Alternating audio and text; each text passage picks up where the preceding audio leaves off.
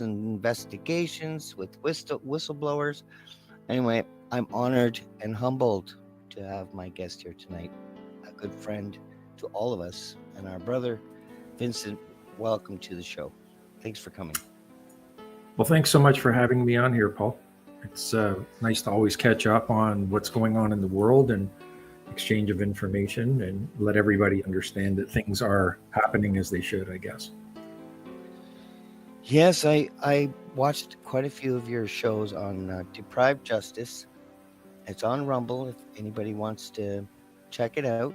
There's quite a few shows already, and some of you may be surprised by the. Oh, something happened to my camera. Some of you might be surprised, and some of you might not be surprised.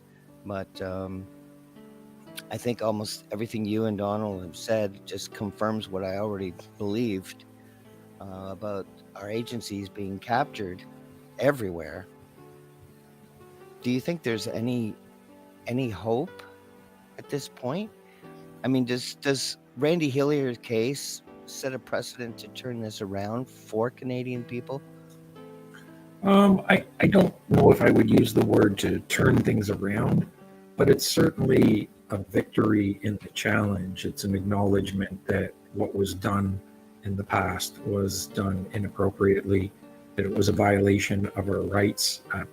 Maybe I'm using the wrong word. I don't believe we have rights anymore at this point, based on what we've experienced over the last 5 years. It's a challenge to our privileges that the government has sometimes granted us and sometimes not granted us. But it's an indication that what happened specifically with Randy's case is an acknowledgement by the appeals court that when people were locked down and were not allowed to go outside, and there were limitations to any type of social gathering, that the fact that there was no consideration whatsoever given to the issue of protests, gathering in protests, was completely wrong.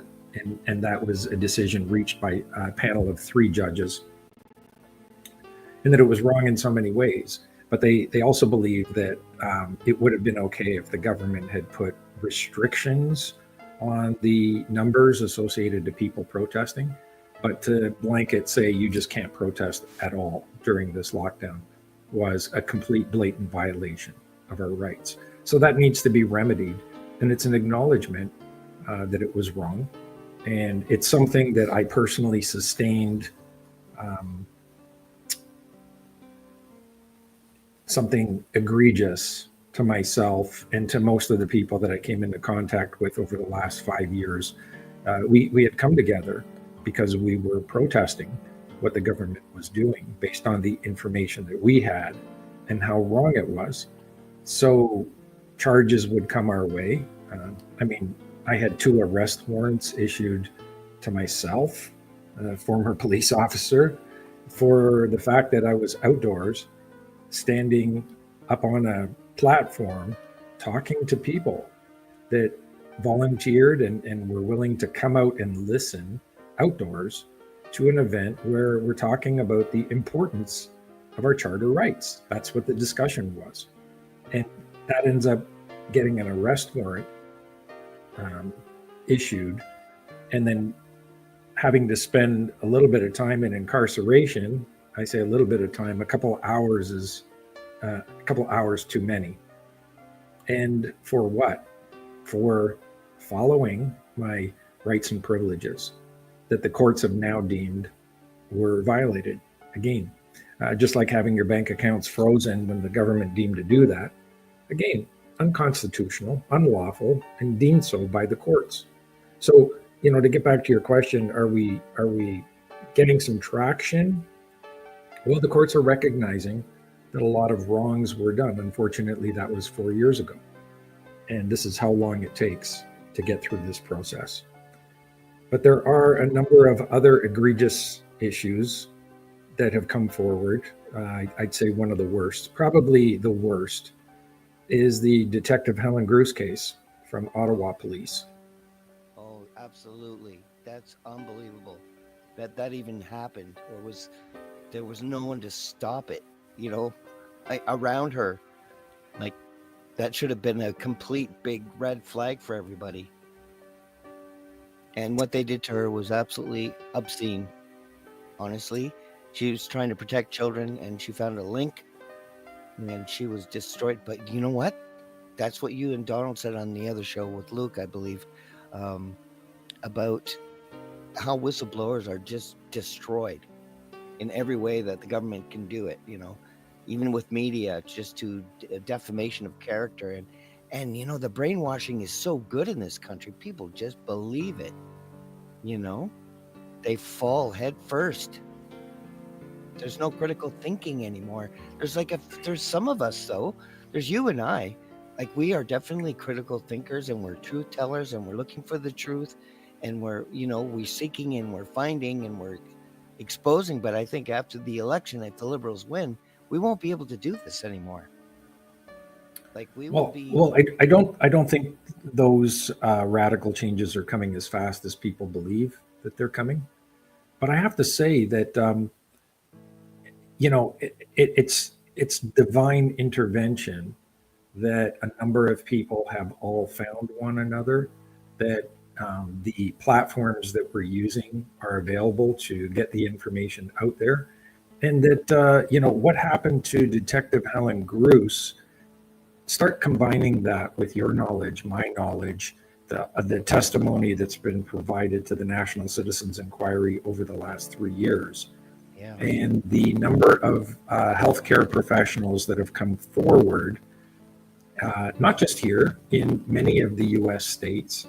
We are starting to see a significant shift in the way people are thinking, in the way people, even in governance, are starting to come together and starting to ask questions. So I'll give you an example with what we experienced with the persecution of Detective Helen Gruce for asking questions about a rash of infant deaths. Yeah. So what? So we know now that the result of the ruling in the disciplinary hearing was against her for discreditable conduct. In other words, she brought. They're saying that she was responsible for bringing discredit to the police organization by what she did.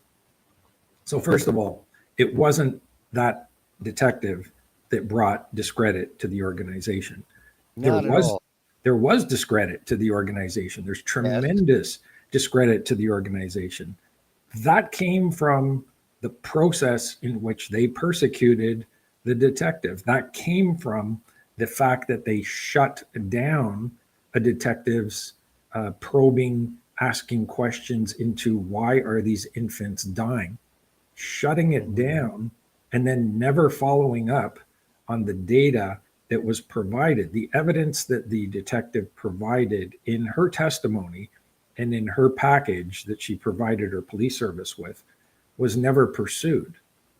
That is, in my opinion, either criminal negligence causing death and causing injury, or obstruction of justice, and definitely something really bad in police services is called neglect of duty.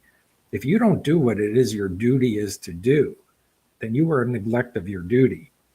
And they're shutting down her probing investigation even after the disciplinary hearing, of knowing that she's presented the evidence that points in that direction. To not pursue it is a neglect of duty. It's also an obstruction of justice because the detective was seeking justice, finding out why this is happening. And this reveals a very frightening power of the pharmaceutical industry.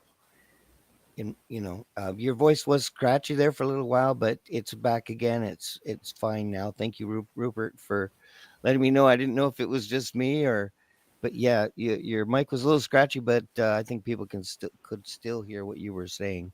And then it's perfectly clear now. Um, Helen Gruce, yeah. See, like, all these things we're touching on reveals something. They reveal dark corners in different agencies. And I mean, my God, she was protecting children. I mean, how can that ever be wrong or bad? And And the people that would say such a thing reveal themselves. So what's been revealed to us over this process, and how it all ties together and how it comes together? It's not just a medical issue. We're now looking at the justice system. So Ottawa Police Service is just one of a number of police services that are tied to this.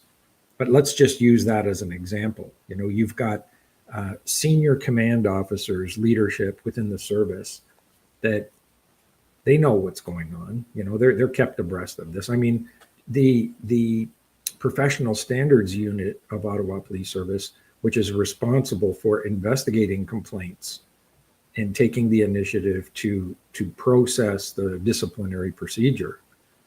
The inspector in charge of the disciplinary process threatened Detective Gruce on the day that she was scheduled to testify, telling her that she's not allowed to talk about certain issues, which is an obstruction of justice. It's a criminal offense. So Yeah. what does that say about this police service as a whole? What does it say about the leadership of the service? These are higher ranking individuals that are making this decision. These aren't the cops Yeah. on the street. And so what does that say about the service in that they don't want you to know why these babies are Yeah. dying? So Self-protection. it is. It's self-protection. And you know, we're seeing that not just in the medical system, but in all systems, we have such a dysfunction happening in all systems. Let me just give you an example. If you're in the medical system and you're being paid quite well, and a lot of that is tied to pharmaceuticals and the pharmaceutical industry, and how the pharmaceutical industry and certain very wealthy individuals that profit from the pharmaceutical industry are tied to the healthcare system. I mean, it's a big symbiotic relationship. If you're part of that relationship, if you're in the healthcare system, You're cracking again. if You you're might in that, is this any better? No? Yes? No? you know, you might have to like restart, but it did clear up. It's kind of like the same thing happening to me as well, which is really bizarre that we're both truth tellers and we're both having the same interference. It's like, Is this any better? Is this any better now? no, No? try logging out and logging in, and I'll just play the promotional video, and we'll get him back. Hopefully, we'll get a better signal, because I think there's possibly some if outside influences Okay. doing this to us.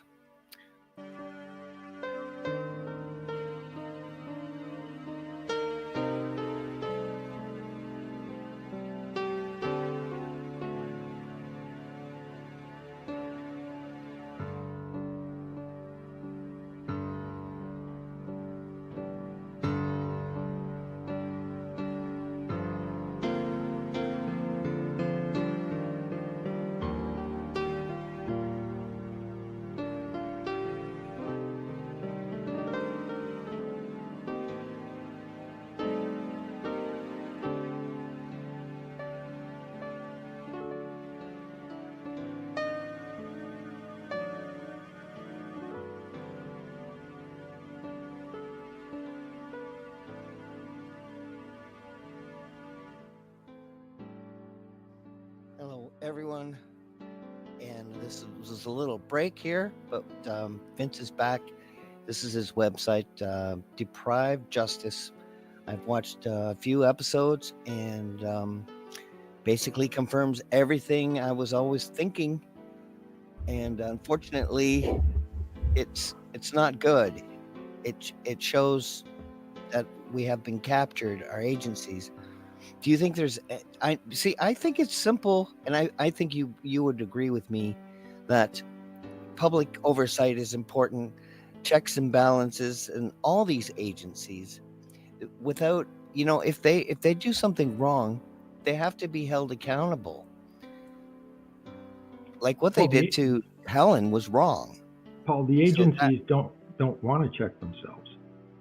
no, no, of It, course they don't. the But system is actually working really, really well if you're yeah, working in the system, yeah, right? yeah, So if you're working in the justice system, you like it the way it is. If you're working in the medical system, you like it the way it is. And so when you look at in politics and in governance, you make a lot of money working in politics and governance, and whether it's in public service or in politics, and you get a good pension and you get paid well and you have good benefits, and so you don't want to change the system. You like it just the way it is, and anything that tries to change it is a threat to the existence of the system. right, So nobody wants it changed. But in right. fact, there have been so many problems that have happened recently that people are now going to demand change. So, getting back to what I was saying earlier, um, everybody's exposing themselves. It's very easy to see. If people are seriously concerned and want to understand the problem, then you can consider them the good guys or somebody who's honestly concerned about wanting to fix this problem, especially when it comes to babies dying. But when people don't want to talk about it, they want to shut it down, they want to cover it up, they want the problem to go away. These are people who are so happy to stay in their system, and those above them who are telling them to do this.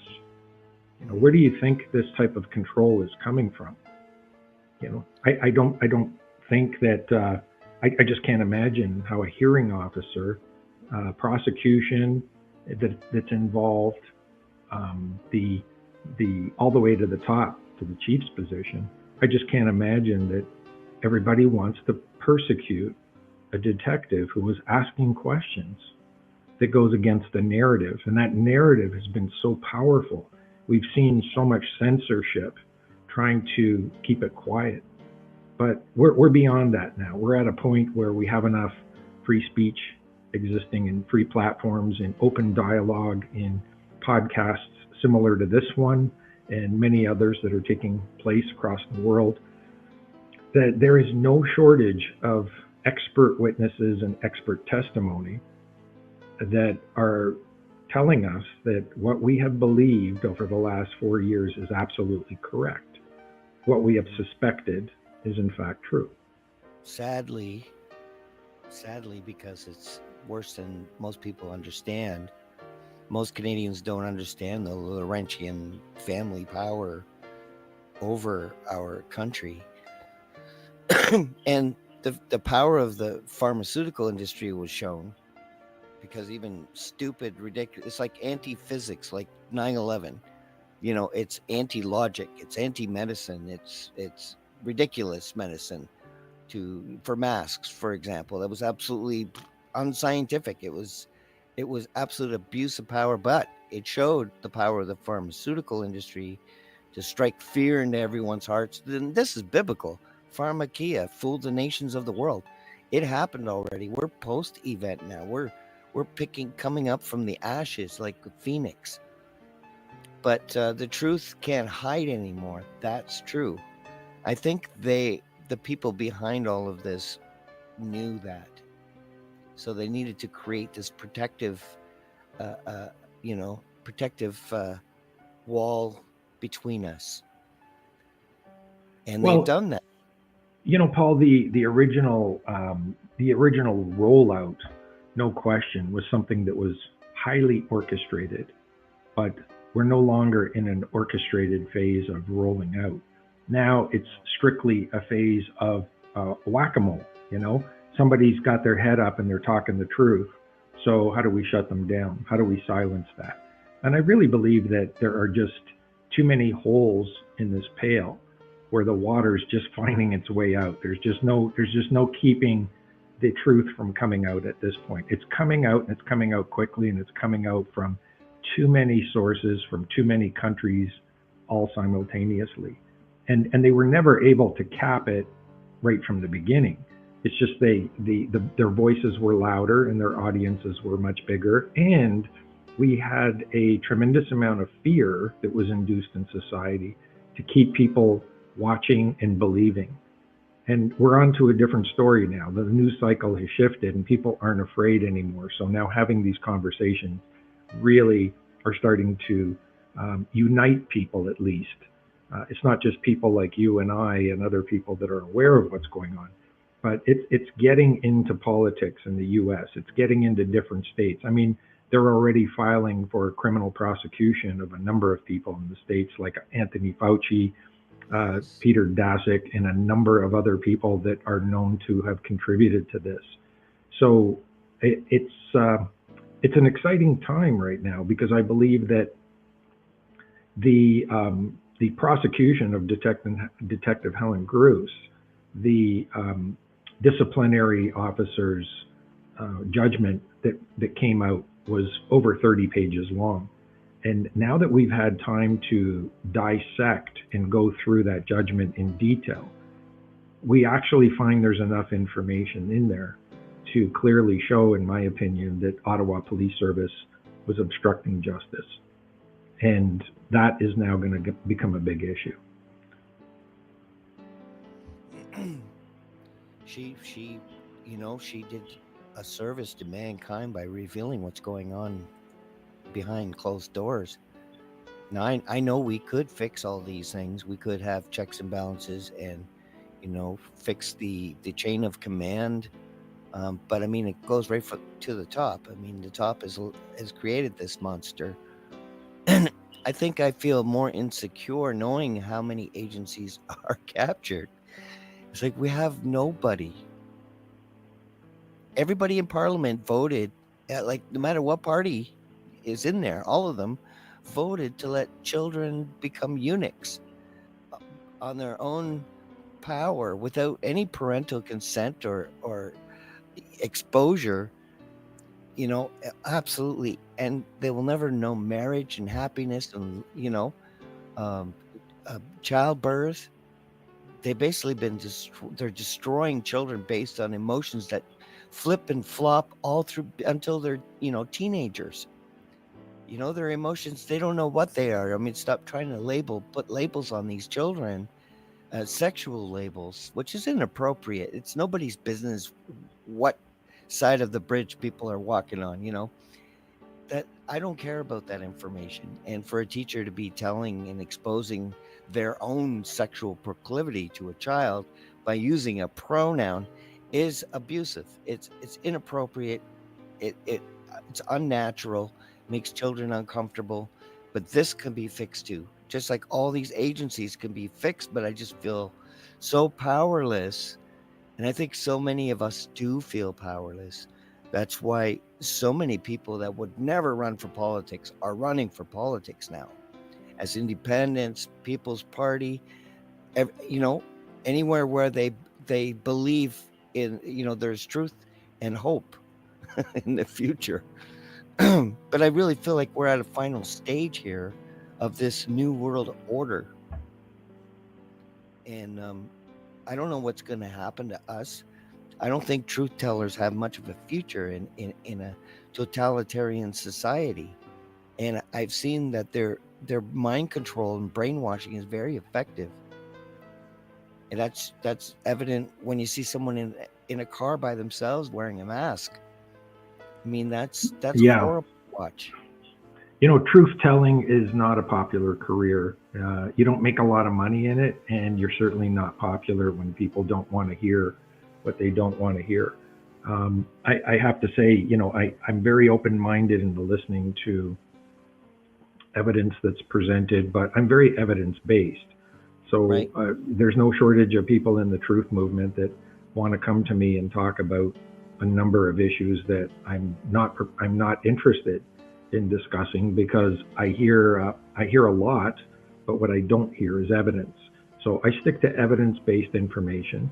A good example of that would be people who would have called this a depopulation agenda or an anti-human agenda.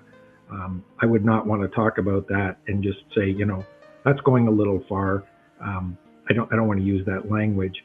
But about a year ago, maybe a little more, I had to reach a point where I have to start using that language, because all the evidence points there. It's like, if you're evidence-based, then you better call it for what it is. And there's no question that, with what's going on with the trans agenda, with what's going on with the abortion agenda, with what's going on with the MAID agenda, you start adding it all up, including the rapid rollout of some experimental product produced Yeah. by a company that has been charged with the largest fraud on the planet, rushed to market with other therapeutics being blocked. I don't know who thought that would be a good idea. It's like that plane that's only half built and it's being thrown into the airport and saying you just get on it and trust it. It's like, I don't think so. I don't Yeah. think so. I'm not going to be the first one to get on that plane. It hasn't been tried. It hasn't been tested. It's not even quite finished. So, when we look at all these things and how they're affecting our population and how they're affecting our culture, it's quite anti-human and it's quite anti-population. It is a depopulation effort. And I'm not even getting into the comments made by a number of people in this world that are key players to this, that talk about this, that have talked about this over the last 5 or 10 years, that this is a vision that they would like to see. So, Yeah. we have the evidence. Let's call it for what it is and tell the people that are listening here and now that you're not imagining this. This is really happening. It is. It is happening. And it is revealing itself. And it's a lot to swallow. I mean, it's a lot for, a normal person working full time and just working hard and paying their bills and don't have time for all this baloney. And they're watching their communities change around them. And it's becoming Orwellian because basic logic is just being thrown out the window. Things that are completely logical, make perfect sense, are just flipped upside down and sold to the public. Like the liberals are gaining in popularity. They would win a majority right now. Really? No, there's no way. Look what happened to Kathleen Wynne. As if Right, Carney could save the world. Good. And the right. fact that Trump likes Carney is an issue with Trump. It's like Trump, your first administration, you were surrounded yourself with wolves, Well, here's another wolf that you're okay with. So anyway, I just want all the agencies to be restructured so this never happens again. I don't want amnesty. I don't want them.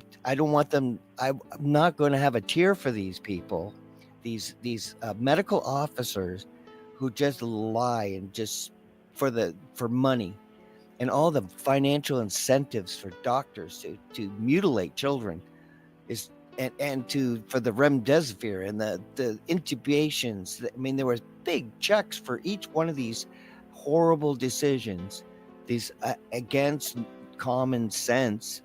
A intubation is like the end of the road, and remdesivir is just like murder. Well, Paul, I don't know if I agree with you on common sense anymore. Common sense is not Common. common. So, really, we're trying to blame those people responsible behind these agencies. But Yes. quite frankly, I'm blaming the Canadian population. I'm blaming the average Joe on the street who is not in tune with this, who has allowed themselves to be misguided. And that's the problem we have, is we have so many people in this country that are so arrogant by their misguided values and their misguided information that they are not willing to at least engage in a mature fashion with other people, just to calmly and maturely have a conversation, because they really can't sustain the arguments that they're trying to hold. And we see this with Trump derangement syndrome. We see this. I'm shocked by how many people I have conversation with. I don't care what side of the politics you're on. I just want to engage in a mature conversation. And when something comes out relative to this agenda, what's happening, the medical industry, the political side. People are so misinformed because, as was explained to me early in the beginning of my career in law enforcement, we did have a discussion about what happens if you get in trouble and now you're in court facing charges for something that you did. And it was very clear to the new recruits that if you get in trouble, you better get yourself a lawyer. Because if you think, I'm a law enforcement officer, so I know the law, so I can defend myself. The real answer is you only know a little bit about the law. The law is a very long, exhausting, and complex process. And there's nothing more dangerous than somebody trying to defend themselves who knows a little bit about an issue. So don't do that. Leave it to the professionals. And this applies to everything in life. So when we look at what we're going through, just having an engaging conversation with somebody who thinks because they know something about a topic, they're immediately experts on the topic. And I have to say that I'm no expert on these topics. I'm learning as we go, and I've really opened my eyes to things over the last 10 years. I think what makes me a little different is about 5 years before the pandemic, I was having a conversation with a good colleague of mine, and I said, now that I'm in retirement, I really know that the world does not work the way we think it does. And I really want to know how the world really works. So I had an open mind to say, I really want to dig deep and find out how these power structures work and who's pulling the strings. And so there was at least an openness and a willingness to say, I want to absorb information. And a lot of people can't do that. A lot of people are not willing to listen. I think we're really on the same path that way. It's kind of the same way. I think the more I learn, the less I know, because it's so vast that once you tap into one, one issue, it just spreads and spreads and spreads. But I think it's not comfortable. It's really uncomfortable. It's not comfortable at all. It's been horrible. I've isolated way more than I like because I enjoy people. I like being around people, as you know, as we met a few times. But I liked you right from the beginning. I think I met you you were speaking at one place. And but years before this happened, I almost saw it coming. And Jordan Peterson revealed to us the social engineering that's been going on. I mean, he showed them graduating university. I mean, they're finished. They've been programmed. Then I've seen what the power of the media has and how they fear mongered, and every day 300 cases, like, ooh, you know what, just to scare people. It was absolutely unbelievable. I didn't fall for it for 2 seconds, only 1 second. Because, I do care about people and I don't want everyone dying around me. But I realized not too long that it just didn't make any sense. This is an evil worldwide war. It was a 5th generational war. And these injections, the more I know about it, the more terrifying it is. The ingredients and the capacity of the like basically putting a computer inside of you that can send and receive, and they can make you happy. But if they can make you happy, they can also make you angry. They can also maybe make you not nice. And that's my fear, because they did admit to their technology. They put the technology in, they use coercion and fear and, fear of losing your house, your job, and the ability to take care of your family, and the guilt trips. And oh my God, it was absolutely horrendous. I mean, it's over, but it's not over, is it? Well, Paul, like in the law enforcement community, I'm telling you that 2/3 of the people in the law enforcement community at this point understand that this was all bullshit. They know it. So you had one third that knew it up front. You had one third that believed it, and you had that movable middle one third that really didn't know what to make of it.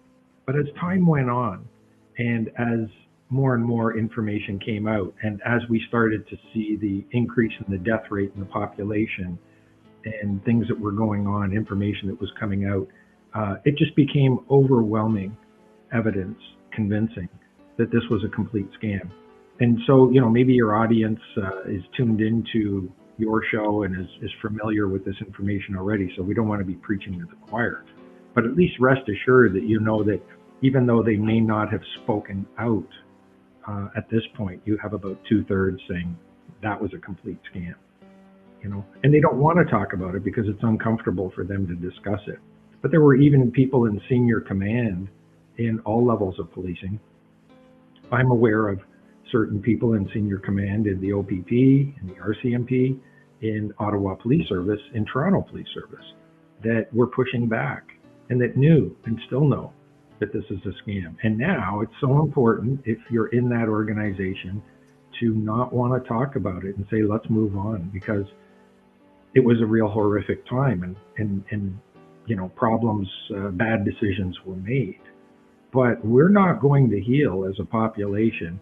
I think this argument is there are enough people who are not aware of what happened, so let's not upset the apple cart. But there are too many people that are aware of what happened, that actually have some form of victimization.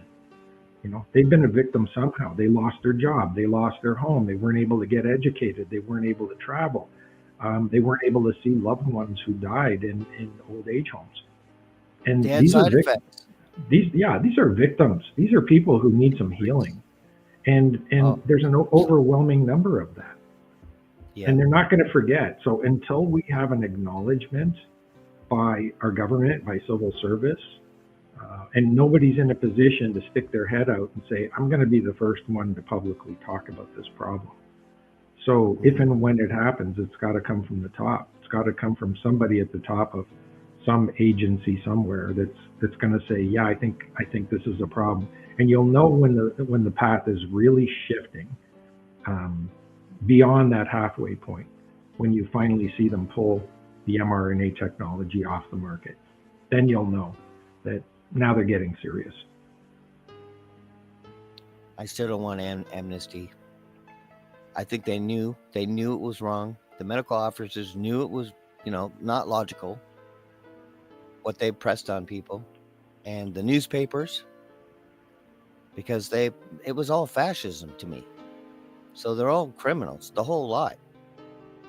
Well, we know on a certain number of medical issues, when it came to Pfizer data, we know the timeline when information was provided. We know when health officials were provided with that information, and you just correlate the timeline with what was said with the data that came out, and then there's the deception right there.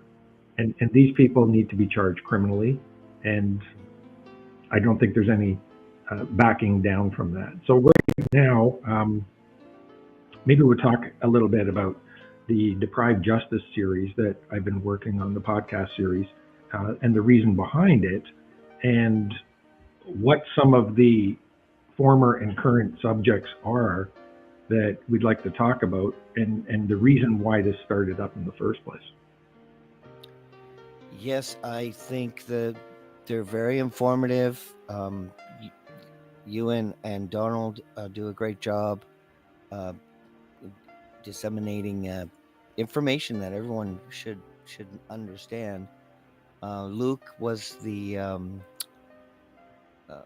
specialist, a retired immigration officer, and that was a great show. And then Ted, also a great show, whistleblower, correct? Yeah.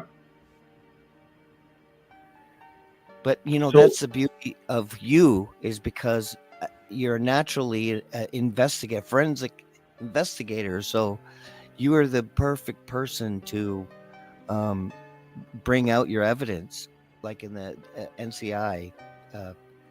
I watched you on there, and Sorry, I keep interrupting, but I would recommend everyone just type in "Deprived Justice" on Rumble, and this will pop up.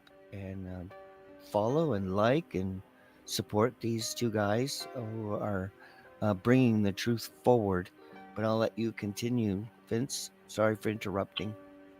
Yeah, so it's interesting the viewership that we have based on who we would have as a guest on the series, but it really doesn't matter because every single episode is very unique into itself. Whether we have a guest or we don't have a guest, there's always some deep dives that we're doing in the justice system. So it was important to create this series, and Donald and I created the series because there's no shortage of information that's been discussed over the last 4 to 5 years about the medical processes and the harms induced, and all the technology and all of the doctors and medical personnel that we're pushing back. But we never get to have a close look or opinion from somebody who works in the justice system or who has worked in the justice system to say, let's cut the bullshit. This is what really goes on behind the scenes. So there's information that we can't talk about that would be privacy related, and we have no interest in talking about uh, force procedure and things like that. But what we do talk about is relationship issues, how they actually evolve, how they work, and the reality behind what goes on behind the scenes in the justice system, and the human element and the human side. So Detective Helen Gircys' story is just one good example of being able to tell that story in all the details specifically Yeah. that that officer or an active duty working officer would not have the authorization to tell that story. So we can tell that story on their behalf, or at least, pass on the information that we're aware of. So when it comes to the things that are going on inside, police services, um, it's important that we call out the problems that we're seeing, and where do you think those problems are coming from? What part of the organization is responsible for that problem? And the overwhelming thing that we're finding is it's not at the bottom. It's not the working guys, the men and women on the front lines that have caused this problem. It's leadership, and it's unfortunately there's a loss of leadership, and there's a real problem in leadership because of a number of issues, because of the diversity, equity, and inclusivity standards that have been deployed over the last 25 years, because of hiring practices, because of promotional uh, issues. And I can tell you there's a lot of problems when it comes to promotion within police services that have never been rectified. And so we start to see a form of tribalism happening within police services. And a lot of people were asking the question, why didn't police do something about it? Or why did they behave the way they were behaving? So we're able to at least bring attention to those issues. And now what we're seeing is this evolution of the 3 years of the Detective Bruce witch hunt that's come to an end with a finding of guilt, which is not the end of the story. The story is continuing because now we see from the judgment against her that there were a lot of errors made in the judgment. And as a matter of fact, it's just a complete cover up.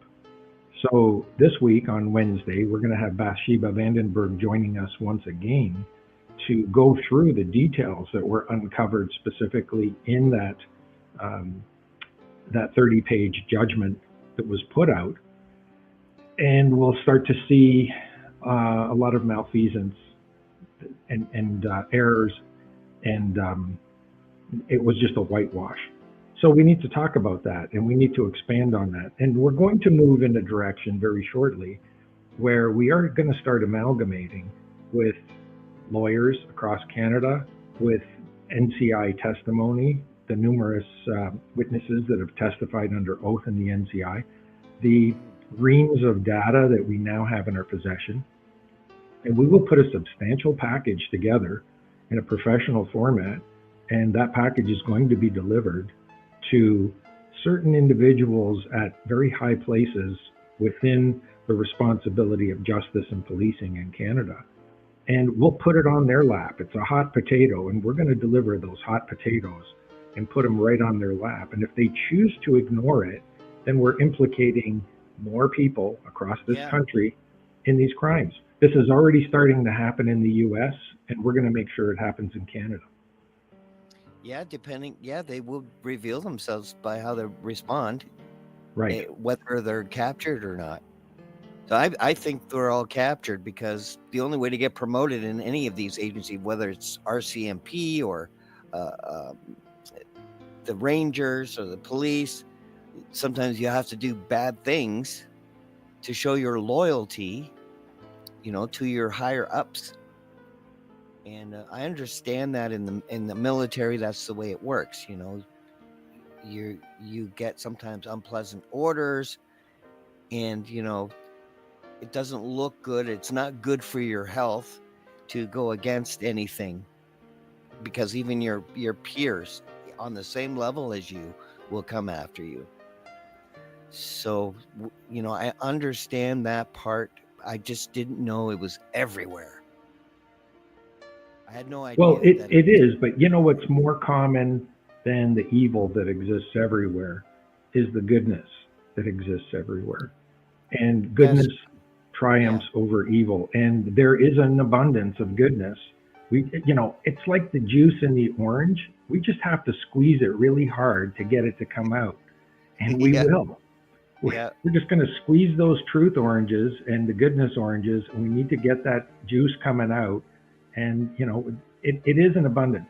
Think of all the people that you know in your life and say, how many of them are outright evil and how many are really good people? There's more good people than there are bad. Well, I love your optimism, because I am black-pilled, just like my suit.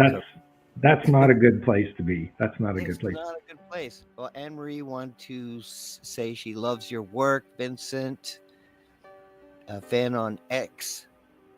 Thank you, Anne-Marie.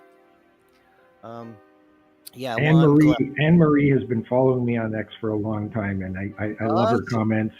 She's very active, and I really thank her for her support. I really do. That's awesome. Well, I'm glad she's here, and I'm glad you have support, and I'm glad you're optimistic. Well, I'm not. I am not. Let me be very clear here. I am not false. I can't stand false optimism, because false optimism is setting yourself up for tremendous failure.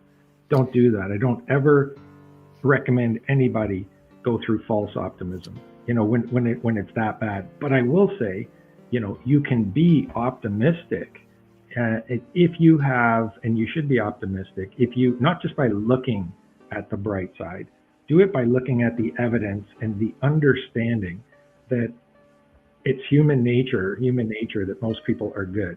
And knowing that if you look historically in the past at how many problems there were, how bad the problems were. So, my incentive to be optimistic, one of them, the great one, is the turmoil that my parents went through. So when my parents, they lived in Eastern Europe, and during the Second World War, they were escaping the Bolshevik communists that were moving into their country. So they had no choice but to flee, and they had to flee across northern Germany to the western side of Germany. And they had to live in the forest for quite a considerable amount of time, because the Allied forces were firebombing civilian populations. And, to realize that and say, so you're running across a country that's not yours, trying to get away from people who are invading your country, because they've made it clear they're going to kill you when they come in. Because my father was in the military, and before that he was a law enforcement officer. So they said, these people need to die when we get there. So your parents are running across a country. They happen to meet each other in a forest along with hundreds of other people living in the forest. And somehow they got through all that. And they made it to, at the end of the war, they made it to a U.S. Air Force base in Western Germany. And, they met up with people who helped look after them. And they were known as DPs, displaced persons, because they no longer had a country. It was occupied. And trying to imagine living and sleeping in a forest with a bunch of other people because Allied bombers are flying overhead to civilian targets to firebomb cities. And that in itself were war crimes. Imagine trying to sleep at night, hearing the bombers and hearing the bombs go off in the surrounding cities. It must have been horrific, but they got through it and life changed. And what was seen as this incredibly terrible conflict was eventually resolved and things settled down. And we went on with life. And my parents lived a very happy, wonderful life and had children. And I'd say I had a very great upbringing and was very happy to be in Canada where I was. So life was good. So it's not always doom and gloom. It's cyclical. And we will get past this. We'll get past these times. We may go into harder times in the next year or two, but eventually we grow out of it and we will get into better times.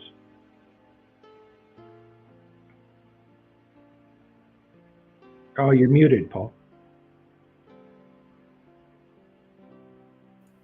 There we go. I do have optimism that good is going to win over evil. I think my black pill is just seeing how bad it is, and so much to fix, from education, the police services. I mean, I would like to see peace officers, not law enforcement. And I think words are very important. And I think the law was written to obfuscate common sense and knowledge and the public's ability, because they change the meanings of words, and the words to us aren't the same in legalese. So they can and it's deliberately long-winded, so they go all like legalese, just like going around the bush and going through every detail that you can think of about a topic, and talking very the language is very deliberate, and like understand. When a judge says, do you understand, the literal legalese is standing under the authority. Do you stand under my authority is really what's being said. So that's how it's entrapment. Legalese is a way to entrap and enslave people. Well, not always. I think the modern day definition is really, having an understand. When the term understand is, do you recognize and comprehend? It's synonymous with the term comprehend as well. Yeah, and they are removing flags from courtrooms. That's been witnessed, and that's a problem as well. I think we talked about that on another show. Is there any updates on Helen Cruz, her case? Has she been? Does she have a court date, an appeals date? So there is an appeal that is being launched. She would have to return for a disciplinary hearing to find out what the penalty is that's going to be levied against her. I think the understanding is it's going to be a demotion. I think we had always suspected it might be a dismissal because they had indicated that, but now they're looking to proceed by way of demotion. And there will be an appeal filed, and the appeal has to be filed with provincial policing services first. And if that's not successful, it will be appealed in a court of appeals, a proper judicial court of appeals. And there's no doubt in my mind that she would be successful in a judicial court of appeal. There's no question. I think there's just too much embarrassing information that would come out at that point.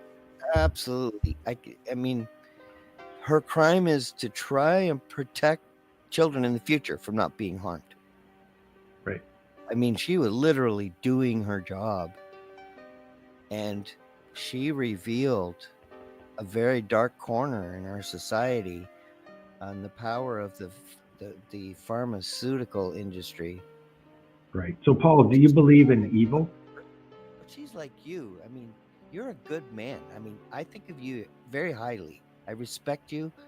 And she what she did was respectful, and on behalf of all mothers and fathers, for God's sakes. And for So her to face this Paul, is absolutely obscene. do you believe in evil? I believe we can choose to be evil. Everyone has that freedom So to you go believe one that way. evil exists, It does, absolutely. right? So if we know evil exists, the opposite of that has to exist, right? And here we And are.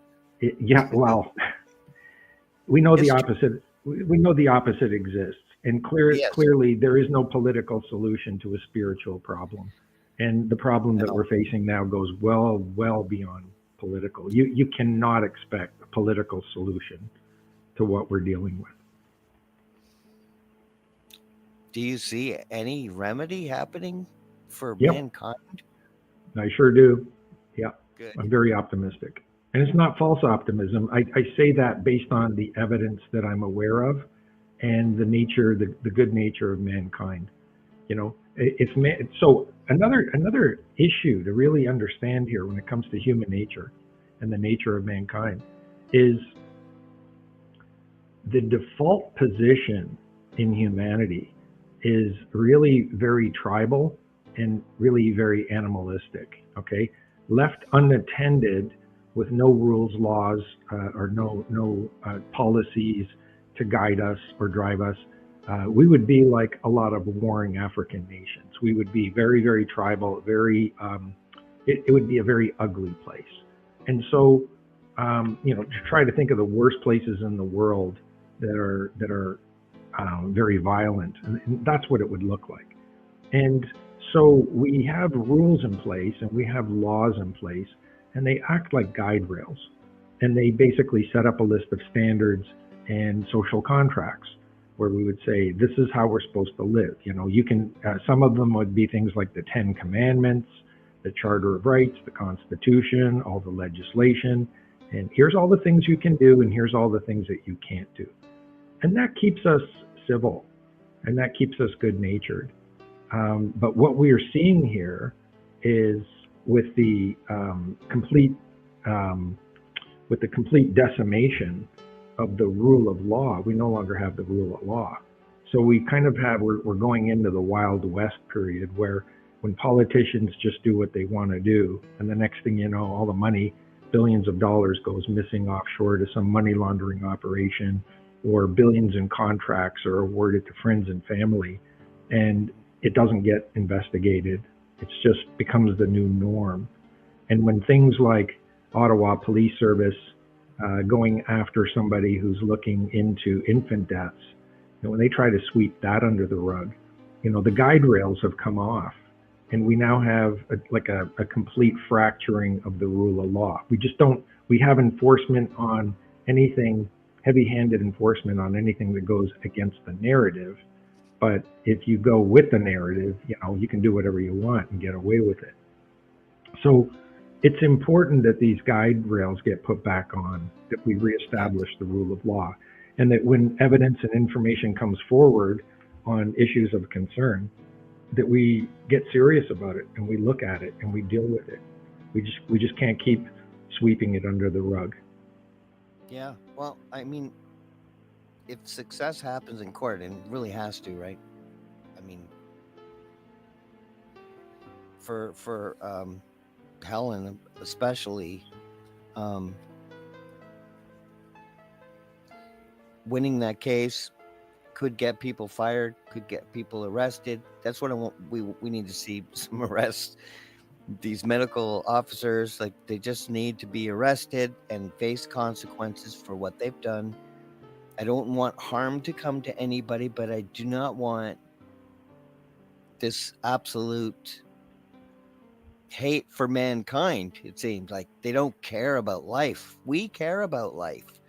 We care Yeah, about the child. We care about the for sure. birth, the healthy birth of children and the healthy minds of children. Children are absolutely fascinating and amazing, and grow so quickly, like at lightning speed when they're children. And we could have that again, and I want to be a part of it. Any way that God wants me to be, I'm going to be there. That's why I'm here, really. I really believe in this show and my guests and the message, because the truth is so valuable right now. It's a very small commodity. Uh, the public just aren't getting it. They're not getting the truth in the polls and on the media. I don't even have cable TV because I have no faith in it. I don't trust the technology, the flickering of the screen technology, the subliminal messaging. I know they're doing it, so I just don't bother. I don't subject myself to it. I even drink a drop of iodine in my water every day just to deflect all the radiation that we get through Wi-Fi and our people's mobile phone. You could be sitting beside someone with a mobile phone, and their Wi-Fi is going to affect you, or EMF waves, or whatever you call them. So that's one way to protect yourself, a little bit anyway. Just in case anybody wanted to know, that was a truth bomb.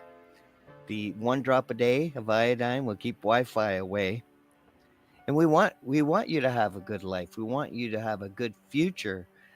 We want Canada back. When we were children, Vincent, it was a whole different world. People didn't lock their cars, lock their doors. There was a trust. There was a real sense of community. And I remember like fruit trees on the side of the street. You could just go and eat it, for free. That's who we are, really. That's really, really our natural way. Right. But, Paul, we have to accept personal responsibility for our lives. And We do. that's one way you get through this. So it's so easy to blame our political system, and it's easy to blame our healthcare system. But quite frankly, the best healthcare system you can have is being informed on, what is best for you, doing your own Yep. research, and certainly taking responsibility. Take responsibility for your body weight. Take responsibility for your glucose levels. Take responsibility for those foods that you eat, your dietary habits. It's Mm-hmm. not anyone else's responsibility. It's our personal responsibility. And how much time do you spend on social media? How much time do you spend doing things that really you should be applying in some other direction or path? Now, I'm not going to take credit for this, but I'm going to say I'm noticing that I'm blessed that I happen to have, when you look back at how I was persecuted for attending outdoor gatherings and speaking and having arrest warrants issued, and then going to the Freedom Convoy in Ottawa and having my bank account frozen.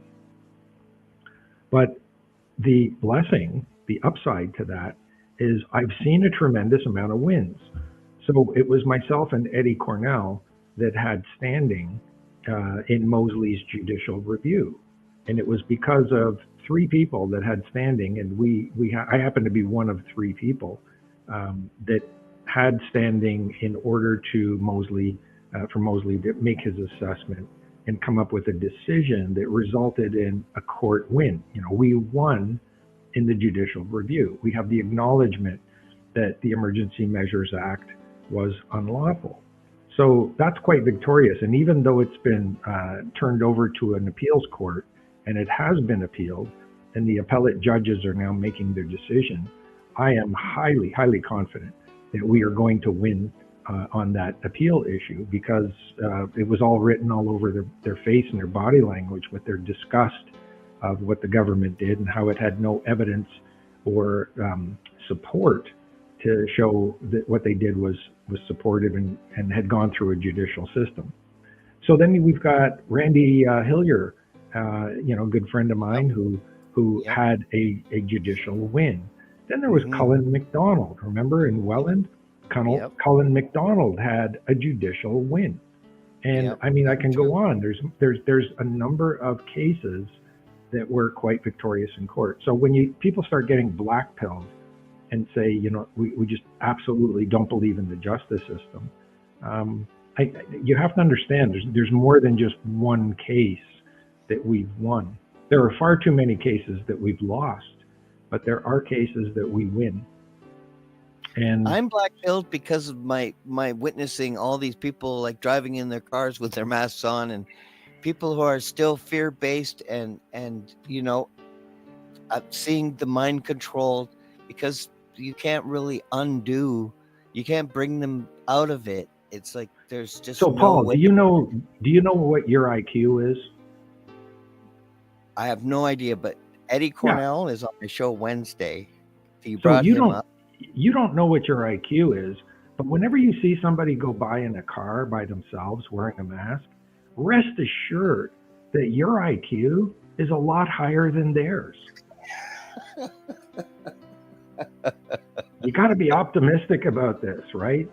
Seriously, there's a lot of examples out there where you're just going to say, my gender pronouns. Well, if I have to use gender pronouns, I guess my IQ is higher than yours. It should be pretty obvious. Like, you don't have to ask. There's a lot of examples. That's great. You see, You'll consider yourself very optimistic and very, very blessed by the end of the day if you just, use those as examples. But yeah, Eddie's going to be on the show. Maybe you should come too. He's on the show Wednesday. When do you schedule your Deprived Justice? When do you usually do that show? Is there a particular night? Yeah, every Wednesday. Wednesdays. Oh, so it's going to be the same night. Oh, that's cool. Yeah, I'll have to bring that up. But he's another one. He's another one. Military man, good man, patriot, a truth teller. He's also running in New Brunswick for the People's Party. So I wish him well on that. We'll talk about that on Wednesday. But it's like God is putting all these amazing people into my path the last 5 years, though. And it started with the mama bears, the strong mothers, because really they kind of took away the father's ability to do anything. You could go, your daughter could go into the public bathroom and start screaming because there's a guy in there freaked out. And if you go in there and do anything, she loses her father. They're going to take him away from her. So, I mean, it's absolutely unbelievable. Every deranged man out there, and there's a couple of them, that would totally willing to put a dress on and just claim status. So, Paul, if it's not okay for a man to be in a woman's bathroom identifying as a woman, is it okay for a woman to be in a woman's bathroom identifying as a man? It is okay. Yes. So long as the parts are the same.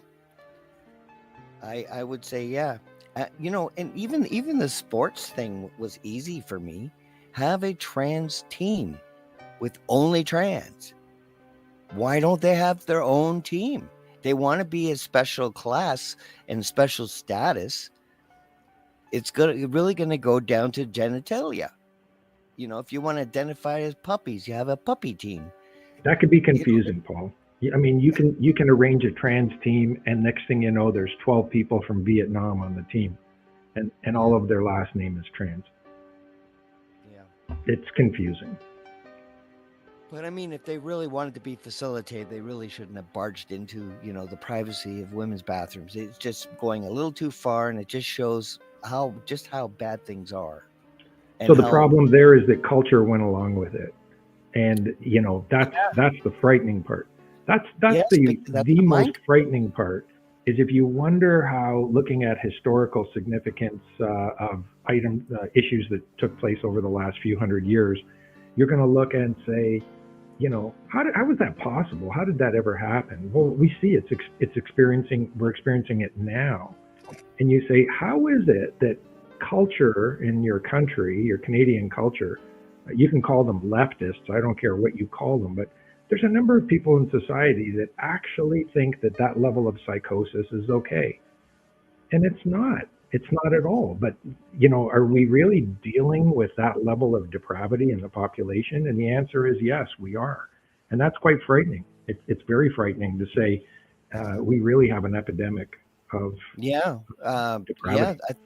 I think we've got social engineering creating apathy amongst Canadians, where they just want to be left alone, whatever you say, you want to claim you're this and that, that's fine. Have a great day. You know, Well, we it just goes beyond don't. that. It goes beyond that because then there'll be enforcement policy put on that, like what we're seeing in the UK, right? The moment that you put something out on social media, or the moment that you address somebody improperly, and if you're self-employed, hey, all the best to you. That's great. I think that's fantastic. I think everybody in the world should be self-employed. But if you work in the corporate world, or you happen to work even in social governance, like if you're in the policing service now and somebody's demanding that you refer to her as him, and you don't, that's going to be a real problem. Or the next step where police services now are putting trans men, identifying as trans women, into the policing service. And now that individual with that mental psychosis is given a badge and a sidearm, and they're going to pull you over on the side of the road. I mean, It's weaponizing I people. I remember back in the early '90s when I stopped a vehicle, walked up to the car, and there was a guy driving dressed in women's clothes and high heels and stockings and a wig, and he had a mustache, so it was kind of funny. And I just my first question was like, "Are you going somewhere?" Thinking you're going to a party, right? This is a Halloween party or something. And the answer was no, no, I'm not going anywhere. And I very quickly realized that this is an individual who just chooses to live this lifestyle. Well, here Yeah, we are, 35 years later, and that individual would now be applying for a position in law enforcement and would be someone who's now going to be the one who's doing the stopping. It's not okay. It's not acceptable. And we're going into a very dangerous place right now. So I think with some of the policies we're seeing in the US, um, we generally culturally adopt American culture, but we're usually 5 to 7 years behind. So I think the pendulum is going to swing that way. It may not be as oh, I fast hope as so. we want, but I hope it happens sooner than later. I hope so too. So I've had a city councilor also, lost 9 months' pay for not wanting the pride flag on the government buildings and just trying to, respect her own spiritual faith. Really, you want to be inclusive. Be inclusive. Respect all the faiths. You want to, you can't. They have laws against hate speech, against Islamophobia, but it's not that we fear Islam. It's we don't like honor killings. We don't like child brides. They're kind of illegal. And the Quran does say to beat your wife, if she's inappropriate or what have you. But I don't like that part. I don't think that's appropriate to be in a, a holy book, uh, to even suggest such a thing. And then they put in brackets lightly. So it says to beat her lightly, but it's in brackets. So it's just, make it feel good. Uh, but that's men injecting themselves in the religious books, and that's not appropriate. Um, but I see a cultural Marxism. That's what's going on. I don't want to blame the public for falling for all of this. It's the technology that's been used against them. Jordan Peterson showed it to us. All the agencies like yourself have showed it to me. You're all the truth is coming out from all these different agencies that really are important and valuable. Like local government is very important locally, right? They could push the UN out. Most of them are just saying yes. Like where I live, Niagara Falls, they're going to all in with C40. I don't know Yeah, about your. I don't think I agree with you on the point that you don't blame them. I certainly do, and I say you have to accept personal responsibility. So if your belief system is swayed a certain way, well, you've found yourself there. You've navigated to that point, and until we see some um, a more harsher, heavy-handed um, form of instruction or the offering of education in some way, shape, or form, we cannot accept, I don't accept or tolerate um, that type of mental behavior or belief because it is too destructive to my society. It's too destructive to my culture to treat it with kid gloves and say, that's okay, I don't blame you. No, it's, slap yourself in the head, wake up and understand, sit down, have a conversation and understand how destructive that is to society. It's not acceptable. It's not acceptable to my religious faith. It's not acceptable to society. It's not acceptable to culture. Unless you want a Sodom and Gomorrah kind of culture, then go for it. But that is just too destructive on our path, and we're going to need to change direction, and we have to do it quickly. So I don't offer anyone a get out of jail free card. I no, I understand. I understand your perspective. We have to take responsibility for our own actions. I'm just saying that it's quite possible that they're not in control. I'm saying that military technologies was in this mRNA, and it has been used for decades on the television, using the television, the media. I mean, it's all like mind controlled. I don't know why we didn't succumb to it, but I didn't. I saw others succumb to it, but somehow it just did not work with me and Well, you. Paul, even when we were growing up, I don't know how old you are, but let's just go back 30, 40 years, 50 years. Go back to when you were a teen or into your early 20s and So say, 10, 20 years ago. yeah, yeah, exactly. So if you go back in time to that world, there were a number of potholes in the road then. Okay, there was Right. alcoholism. There were people who smoked. There were people who had sexual problems. There were people. A real big one is gambling problems, right? So there were a lot of people who went to the track and gambled and lost a lot of money. So these things were known potholes, and you really need to take responsibility for ensuring you don't fall into them. And Yeah. quite a few people in society would fall into one of those potholes, and then other people, when you're developing relationships, you're trying to screen out the cultural dating or marital process of, has my partner fallen into this pothole? Do they have an addiction? What is their addiction? What is their proclivity? Because these are dangerous things. They're dangerous to your health and they're dangerous socially. And so now that we've got like a dozen new ones that are on top of that. But if you're a rational thinker and you make a concerted effort to say, do I really want that tattoo? Do I really want those 5 piercings on my nose? Do I really want to do this? These things that are going to affect you for a long time in life. Like, do you not stop and think about consequences of things you do? And along with that goes the issue of, hey, maybe I want to change my gender. Maybe I want to have a sex change. These are huge potholes that are going to have consequences. And again, it's the individual's choice. And it seems that it's going to require more and more strength to um, to navigate away from the tractor beam of the pothole that you might fall into. Do you think that we're going to see accountability? Do you think uh, we're going to see it?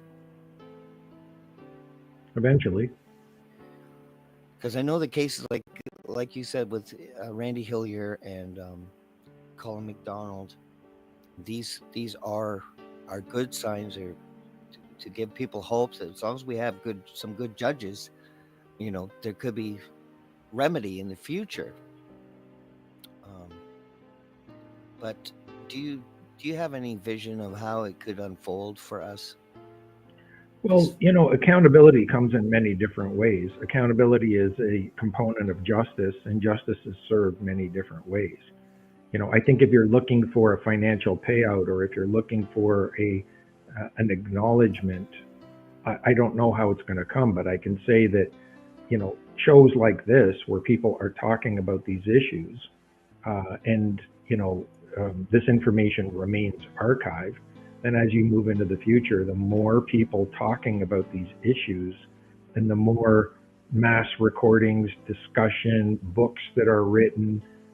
There's no shortage of social media contact now as legacy media is dying out. There's no shortage of social media contact or alternative media information that isn't saying what you and I are saying now. Yeah, and So, we're taught rationally, right, like adults, maturely. We're doing 10 times better than they are in Parliament, where they act irrational. They don't answer the questions. They evade and deflect. This is the opposite. This is what we need in our Parliament: right. absolute transparency, open discussion, options for solutions. Let anyone that has something to bring to the table, bring it, and let's look at it. That's how things get done. And to me, I see that that's how it can happen. And but I am disappointed by all the. I really had no idea that everything was captured. The schools, the school boards, the city councils. That they've all played a part in the NDP with Bill 67, the critical race theory to make white children hate themselves, basically. That we're the problem. This like anti-white thing is just getting out of control, and it seems to be happening everywhere. In Europe, we see it happening. The government is facilitating a complete migration replacement. It's a replacement theory, replacement immigration that's happening here. The last 5 years or last 10 years with the Liberals, they brought in like 5 million people, yet the population didn't change. So that means 5 million people died, at literally being replaced. Isn't that something? Armenia, they did the same thing. They genocided basically the white people, white Christians, and the Armenian people. And now it's Muslims and Jewish people living in harmony. No white people, no Armenians. So they took over Armenia from the Armenians. So this is what's happening everywhere, and it's come here now. And I hope I will be de-black pilled and a little more optimistic. I'm fearful for the lives of Canadian people. I really do fear for them because anything could happen, a false flag, and I think they've suffered enough. I think they've been abused and beat over the head. Common sense has been just stripped from their vocabularies. It's absolutely horrible. But I do feel blessed to be able to be a part of what we're doing together, and separately. I think what you're doing is very important. Um, I do enjoy the Deprived Justice. I'll put it up again. You can find them there. You can also find them on X. It's capital VG small IRCYS. Vincent Gircys. So I would recommend everybody follow him and follow me too, and listen to all the different guests that we have, because they all have a part of the puzzle that's really required just to be informed. We want the public to be informed, and you're right, it is going to be archived. The information is going to be available, accessible, um, for anybody who becomes curious and that feels like things aren't the way they should be. Well, there's a reason why that happened, and we're going to try to be as gentle as possible to disseminate the information so you are informed and you can inform the people that you love in your life. And I want to thank you, Vincent, again for coming on the show.